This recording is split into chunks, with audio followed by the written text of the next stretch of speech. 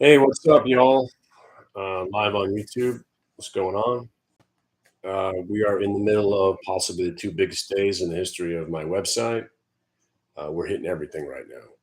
So, embracing this market for all of its glory and all of its greatness, whether or not you think the bull market just began or might be coming to an end, it doesn't matter. Stop thinking about the wrong things when you're trading and just do what is working. And right now, you're getting stocks that are breaking out. You're getting a market that refuses to go down. You're getting earnings reversals that are working religiously.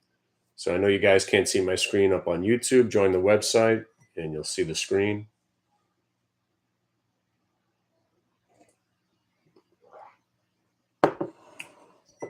If this was your first day with me, let's say you plop down your 4 grand to be with me for a year, you would have made that money back. And again, I'm talking to someone who can afford to pay for my year's time. A year of my services is 4 grand, which is going up to 20 grand soon. Not joking. I'm probably just going to be a hedge fund manager within the next 3 to 6 months, and then might not even be able to do this. I might have my own compliance department. Anyway, we'll see if that happens. But more importantly, if these were the first 2 days you were with me, you just had some of the best 2 days of trading in 30 years. We're not exaggerating. I'm not trying to be funny. Fun time is over, right? Fun time is for later, after 1 o'clock. We're still in serious mode. We've been milking this Palantir now for 8 days. Okay. And we took some of the money. Remember, when a swing trade works for me, it's very rare. So I take the money. I blew it in Ion Q. I took the money. I'm in the stock at $6.30. It's at 750. I'm loving life. I get the 750 calls for 20 cents. They're at 50 cents. I'm up 125%. I sell. I buy the $10 calls for 50. They go to 8. I sell. I've left over $100,000 in that one stock alone. So I won't make the same mistake like I did with Ion Q with Palantir. Palantir was going to go to 1338. I don't know where it is right now. 1338 was a very specific price because that's where it topped out, I think, 6 months ago.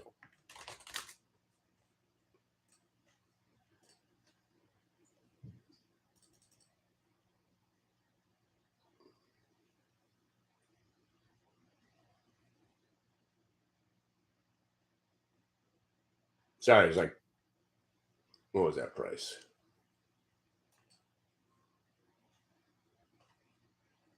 1333. I was off by a nickel.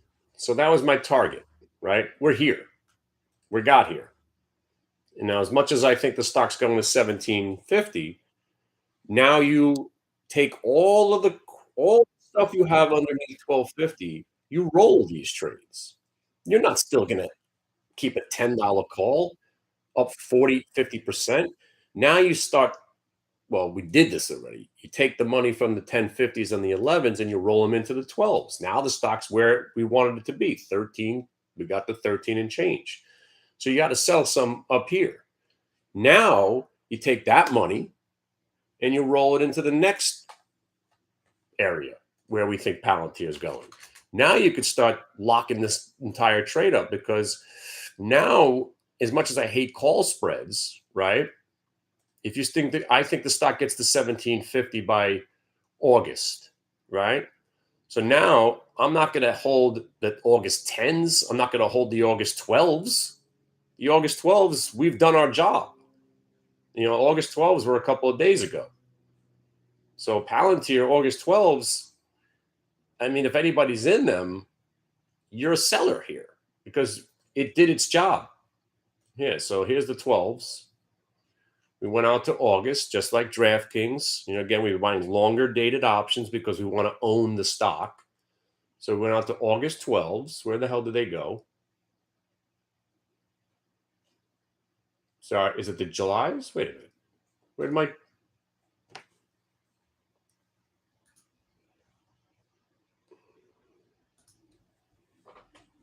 I'm staring right at him. How come I don't see him here? What am I doing wrong? What am I doing wrong? Am I just blind? I'm blind. Yeah, I'm blind.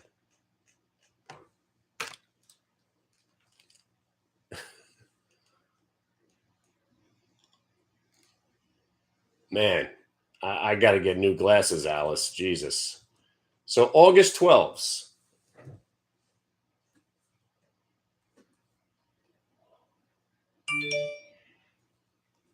August 12th, we bought them at 50 cents. The lotto players were, buying them at 10. 50 cents. They're at 250 today. Done. You don't want to hold the deeper in the money calls when you've already gotten paid on them because then you're exposed to that risk.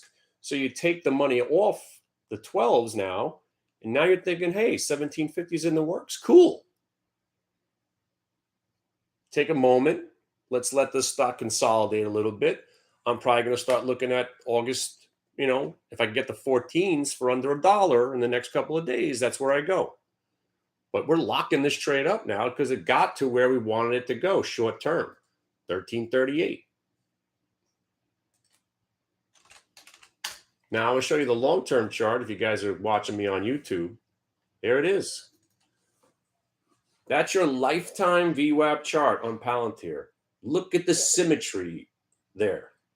You're coming out of the Kardashian bottom. Now you've got double ass crack action, not just your favorite porn from 1987 that you stole from your father's drawer. Double ass crack action, let alone possible triple ass crack action, all in one game. They finally turned a profit. The damn stock finally held the pullback. Now you got a 30% move. You lock it up now. You could be done with Palantir long. I'm not getting out of my naked puts because I'm waiting for expiration. I don't think this thing's ever going back below 8. But you got your upside move. You take the money and run on Palantir. Now we readjust. So I don't care if you dump it all. Just make sure you're back in on the pullback. Sell the deeper in the money call so you're not exposed to the bigger risk. And then you just roll into the next month, roll into the next price. Now, my friend, if you've been watching this market in the last 48 hours, there have been over, I would say, $32 stocks that have rallied 2 to 3 to 5 to 700%. Nothing's changed. And if you're still worried about, we had this conversation with my members this morning, there is no debt ceiling problem. There is no banking crisis. This is just they. They are out to take our money. Are we going to let them? We're not going to be manipulated by their bullshit media shenanigans talking about the debt ceiling. What have we been doing since the debt ceiling? Since debt ceiling has taken over the narrative of the market, what have we been doing? We go up every day because nobody cares. Nobody cares. Once momentum is on the upside, nobody cares about anything but price, which nobody cares about in general. Nobody cares about anything in a bull market, which is what we've been in for a year. So every morning, you could just stay focused on the day, but now the market's so awesome that you're doing yourself a disservice by not hanging in there with some CBLXs and some ENVXs and some NNOXs and some Palantirs and a couple of names. But then you wake up in the morning and you keep finding new opportunities like LFCR, like CWBR, like HTCR. There's something with CR stocks. Tomorrow will be X stocks. The market's just rotating what group of stocks to run next. And we're never going to go down ever again, ever until the next dump. The whole market is a pump and dump. And right now it's being pumped. And I've been saying that for 8 months. We're still inflating the bubble. Why would we stop? But then the bubble will burst. And when it happens, let's all just hope that it happens intraday because volatility will spike and the market will actually go down for more than 20 minutes. We haven't had more than a 20-minute sell off in 3 months, it seems, except for the Fed day. And what happened there? You got screwed because you sold the Qs at 308. And next thing you know, they're up 30 points from that day. You don't, nobody cares, is what I'm trying to say. Nobody cares about what you think they care about. Nobody cares. When the bear market's raging, everybody cares about everything. That's the joke. Suddenly you're talking about book value of companies. You're talking about which ones are going to zero. And then what happens? The shorts, a short guy, I speak from experience, we could be up 50% on the trade. And then what do we say? This thing's going to this going down 90%. And even down 90%, what do the shorts say? Well, this thing's going to zero. You know how rare it is for a stock to go to zero?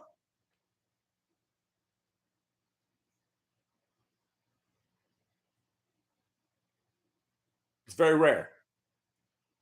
I mean, in my world, it's not rare because I've owned 6 stocks that have actually gone to zero, which is insane. I've owned every stock that had gone to zero. Yeah, I don't want to get into that conversation. But right now, nobody cares. We're back in the mode where nobody cares about anything because the market refuses to go down. You could see it. It's so cute, right? It tries to go down and it doesn't. It tries to go down and then it goes down a little bit more, but then it goes right back up. It's not going down. So when it goes down, it's going to be a big down day. Bull markets look like this.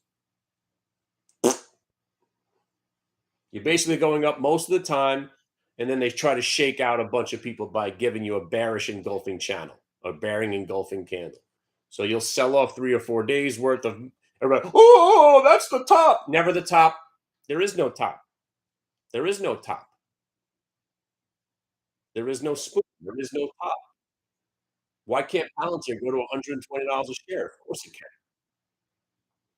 Why can't Amazon? See, same conversation. And again, this is why I kind of like Bitcoin now. There's a finite number of Bitcoin that's going to be made over an extended period of time, which kind of makes me like the idea again. What the hell was my point? I don't know what my point was. My point was the market's never going down.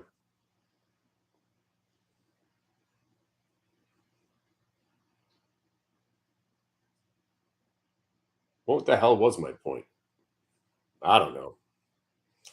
Penny stocks, yeah, they didn't really go to zero. They're just 0.0001387521. The idea the stocks going out of business, only I can make companies go out of business, like Penson, Leapfrog, Walter Energy. But the moral right now is nobody cares. Nobody cares about what you may have thought that people should care about. Nobody cares, right? You know when they'll care? Let me know when Carvana's back under 750. Let me know when the market goes down for 3 days in a row. Let me know when we start breaking prior lows. None of that's happening right now. So all the market's doing right now is grinding higher. So we grind higher, we grind higher, we grind higher. They shake us out. Well, they try to, and we just don't follow through to the downside. Even the greatest short of the day today was Dick rolling over, and it became a great long. The only stock that's actually not cooperating is Zoom, because that's how awful that company is. That's how awful this stock is. In a raging bull market, normally you'll see a stock like Zoom, find some buyers down here. It's just not it's not making its move. Nobody cares about this stock. So we go back to not caring also. Unless it breaks 67.50 today, tomorrow, maybe the next day. But right now, you just go away from the one that nobody cares about. You go where the money's at. My man with his MVIS, right? If you guys stuck around watching MVIS, I told you it was in play.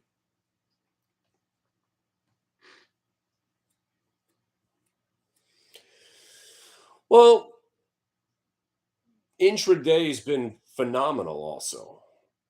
No, today everything right out of the gate. Dix, Palantir, MVIS. Well, we have a lot of these weird $3, $5 names today. Oh, that was my point. Remember when everybody said the FANG trade was over and it became the best trade of the year by far? That's the cues, right? They gave up. The narrative was Apple was done.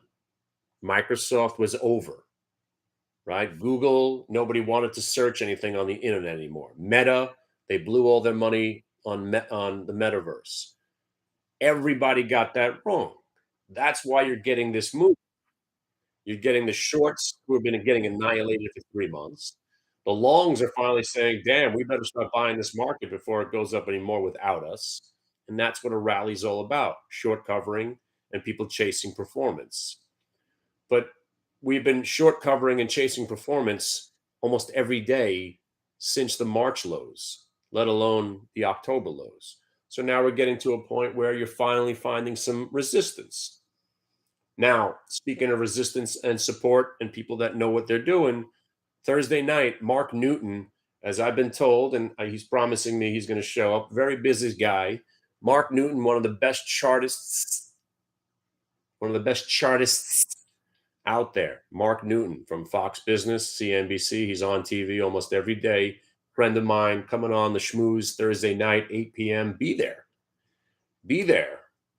Meet Mark Newton, hear what he has to say, because if he confirms what I'm seeing, that this market might be running out, especially because the narrative now is switching. Now they're finally saying the they and the interweb is saying the bull market may have just begun.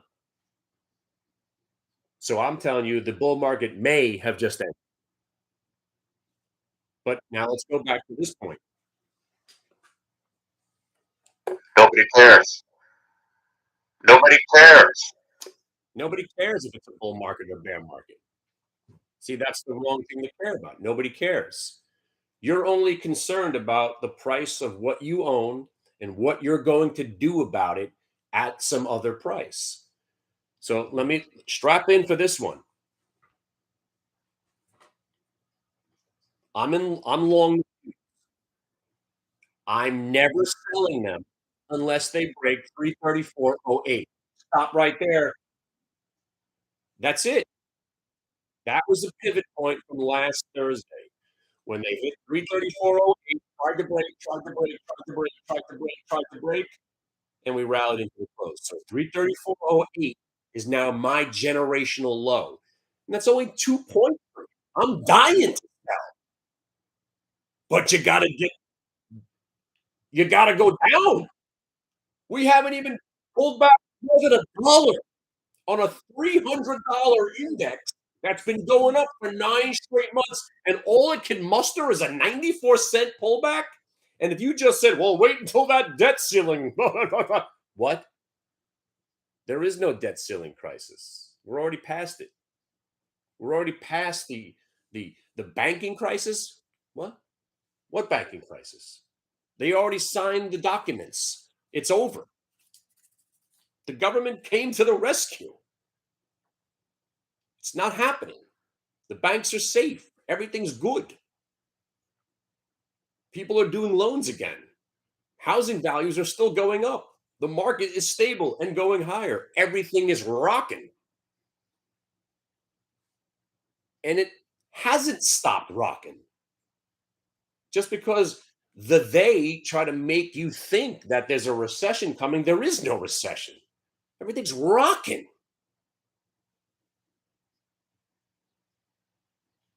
But then again, Nobody cares. who cares? Just make money today. Use some of that money to hang on to some of the names until they break down. You're not getting me out of Palantir unless it breaks 1250, which could be today. And then I sell it. I'm not getting out of the queues until 334.08. I got $2.60 to go. I'm not selling. So I have levels where I'm going to react to because I don't want to be in positions. Who cares? Trade dicks. Dicks short, dicks long. You had yourself a month's worth of money on that one trade. And we had over 67 other trades today. That's a real number. Do you know how much is going on underneath this market? You look at the Dow, SPY, and Qs, you're like, what the hell are you talking about? Do you know? I mean, CWBR, CHP, OCEA, LSCR, each one of those, there was 5 trades each in all of those names. That's 25 individual trades right there. Palantir, 6 different times. We traded PAC-W 3 times. We were short PAC-W, we were long PAC-W. We bought the Qs. We were short the Qs pre-market, bought the Qs. There's a lot going on. But I'll tell you right now, you ain't getting me out of the Palantir. You ain't getting me out of the Qs unless they break down. Because nobody knows. Not only does nobody care, but nobody knows anything. But when they start chirping like they know, that's when you go the other way. That's why the Josh Brown bottom was so significant. The Josh Brown bottom last June was about a year ago. Josh Brown, I like Josh. I know him. I can't call him a friend anymore. I guess I could. My wife hates when I call people friends that I don't see. He's an acquaintance now, I guess. Let's say he's a friendly acquaintance, Josh Brown. I've hung with him enough times. I could say I'm pseudo friends. Whatever the hell I'm talking about. Doesn't matter. But and I'm not throwing Josh under the bus. The dude is smart. He's snarky.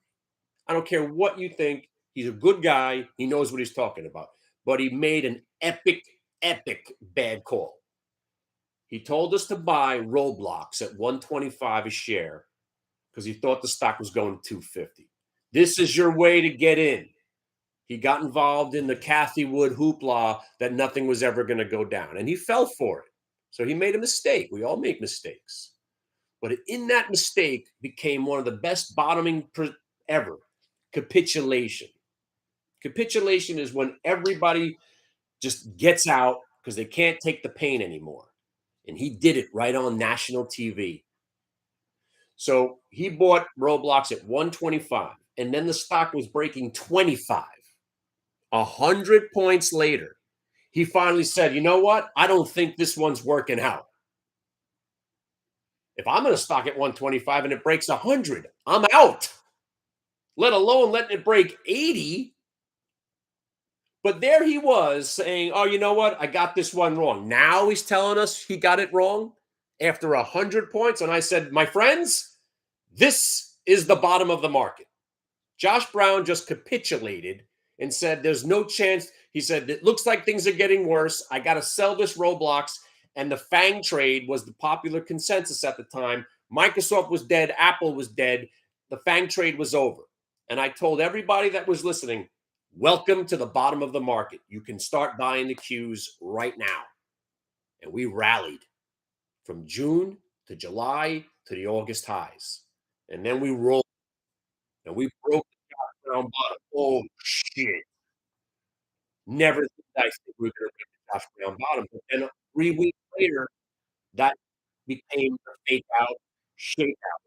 And we broke back above the Josh Brown bottom, which was October. And then we rallied. And then come March, we tested the trend line of the Josh Brown bottom. And that's why on March, I think it was 12th, we pivoted off the 280, 250, 285 on the Qs. And that's where I started my rhetoric about how the market cannot go down. And here we are. This is an old rally now. It's almost a year old in some ways. It's gone parabolic since March. We're due for a pullback.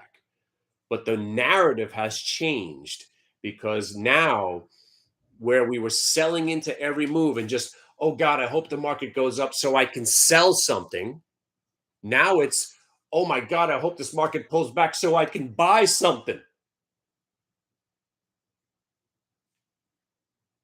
And that's where we are right now. People are still saying, give me a reason to buy. And until that changes, and you don't know when that's going to change until we start breaking levels. So now all you can do is stick with the plan. You got to be buying every dip on every stock you like, even if it's PAC W, ION Q, NNOX, CDLX, CDLX, baby. CDLX, baby. How many times you just pull back to 5, you're buying it there and you're killing it. You take me, that's good. Nobody wants to come with me. I might come myself. My son's gonna be back at school. My friend's like, "Oh, I can't go to Monday Night Football. I gotta go to work." I'm like, "Opening day, Monday Night Football with Aaron Rodgers? You care about work the next day? Fuck work, work."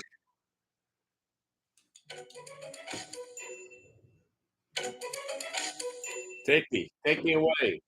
I'll just drive myself. Maybe I'll take an Uber. I guess Ubering to the Giants Stadium will probably be a lot easier than getting the hell out of there. I'll probably never be able to get home. All right, listen, I gotta get a meet. I got a meeting to go to. It's been nice hanging out with you. Please like, subscribe. I'll be back later today with some of the charts. Remember, this market refuses to go down. It will never go down until it actually goes down. 334.08. Let's see 334 even tested. We've been going up for 8 months, and all you can give me is a 94-cent pullback. It's insane. No banking crisis, no debt ceiling crisis, and obviously, we already made it through the recession. It's over. We won. Mark yourself safe. And now that we've said all that out loud, remember, this is not a new conversation. This is the same rhetoric I've been saying for over 6 months now. And I'm telling you, friends, when it changes, I will go immediately on YouTube and say, the jig is up. Bull market just ended. Let's start shorting everything in sight. Because that's what I'm the best at. Because once you start getting comfortable, that's when this market humbles you. Don't make that same mistake like I made in 2013. That's why I've been long this whole time, because I got my ass kicked in this environment trying to short it 10 years ago to the day. I will never make those same mistakes again. So if this market wants to rally every fucking day, let's go. Let's go. Just buy everything in sight. And that's the attitude you have to have until it doesn't work anymore. And right now, that attitude's working fine. Never going down. Yippee-ki-yay, motherfucker. See you later.